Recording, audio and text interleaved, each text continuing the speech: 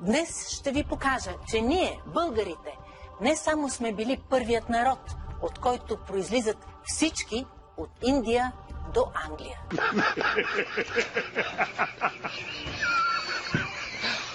Ще ви докажа, че ние сме били Божият народ.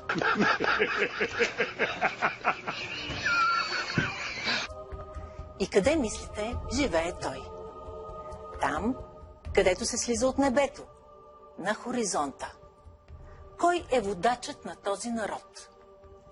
Първият император, повелител на 4-те посоки, че най-древният епос, намерен в Месопотамия, епосът на Гилгамеш, е писан не от шумерите, както се знаеше досега. Писан е от царя на нашите директни предци – Котигурите. –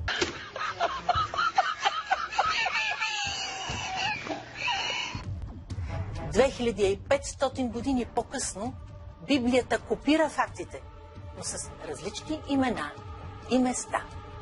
Защо? Умирам от любопитство да си представя какви са били прадедите на древните българи.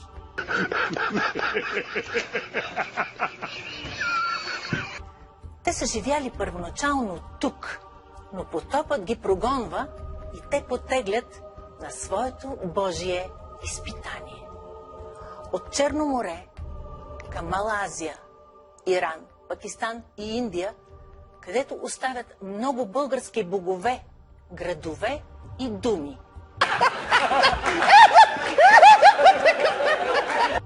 Днес ги откриваме дори във Ведите и Махабхарата, които, кажи речи, са си творени от нас.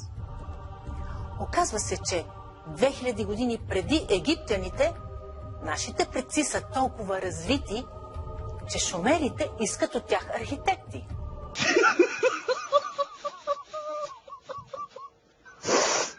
После следва неизбежното. Те трябва да се върнат назад, през гигантски планини, обратно към родната земя, до Черно море.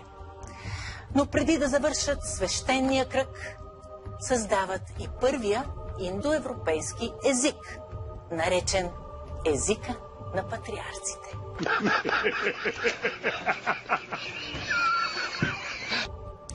Той слага началото на всички други езици.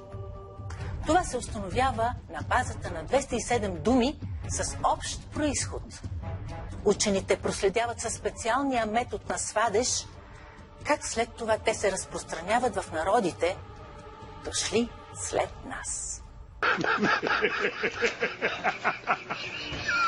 Знаете ли, че нашите предци, живяли преди потопа, са владеели висша математика?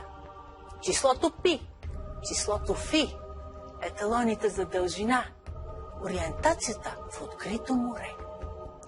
2000 години преди египтяните да заложат същите мерки в пирамидите. Питагор, Нютон и Айнщайн направо да си изгорят дипломите.